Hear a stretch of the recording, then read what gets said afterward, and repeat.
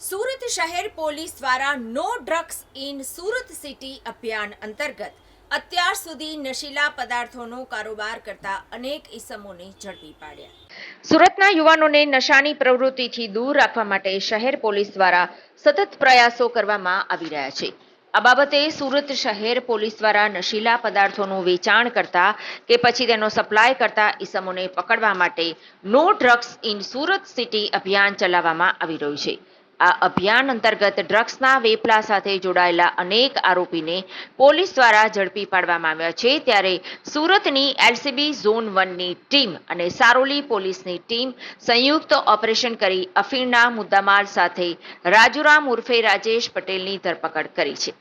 LCB zone 1ની ટીમને બાતમી મળી હતી કે નિયોલ ચેકપોસ્ટ નજીક આવેલા છેડછા ગામ તરફ જતા રોડ પર એક ઈસમ અફીણ લઈને પસાર થવાનો છે.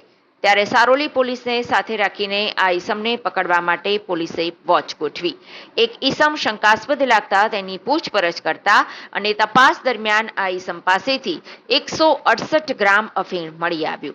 પોલીસની તપાસમાં સામે આવ્યું હતું કે આ ઈસમનું નામ રાજુરામ ઉર્ફે રાજેશ પટેલ કુમાવત છે અને તે તામિલનાડુના ગણપતિપુરાનો રહેવાસી હોવાનું પોલીસ તપાસમાં સામે આવ્યું છે.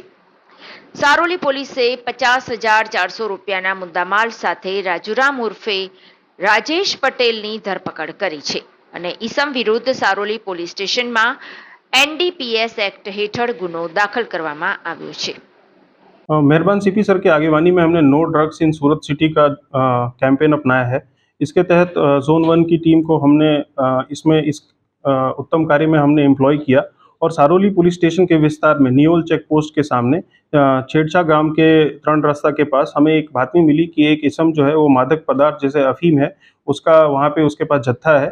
इस बातमी के आधार पे हमने वहाँ पे रेड का ऑर्गेनाइजेशन किया और वहाँ पे हमें 186 ग्राम अफीम जिसकी कुल कीमत 50,400 रुपये है और मोबाइल फ़ोन 15,000 टोटल 65,000 का मुद्दामाल हमें वहाँ से बरामद हुआ. जो पकड़ाया हुआ आरोपी है उसका नाम राजूराम उर्फे राजेश भैयाराम पटेल है. इसका रहवासी ये तमिलनाडु से है और गणपतिपुरम नाम का जगह वहाँ से ये रहने वाला है और इसका मूल राजस्थान के है. इसके तहत हमने एनडीपीएस के एक्ट के तहत केस रजिस्टर किया है और हम आगे की कार्रवाई कर रहे हैं और हम इस पे और भी वॉच में है कि ऐसे जो सप्लाई जो कंसाइनमेंट्स आती हैं ये कहाँ से आती हैं, इसका ट्रेस क्या है और ये कौन से ओरिजिन और डेस्टिनेशन को हम ट्रेस करके आरोपियों तक पहुँचने की कोशिश कर रहे हैं.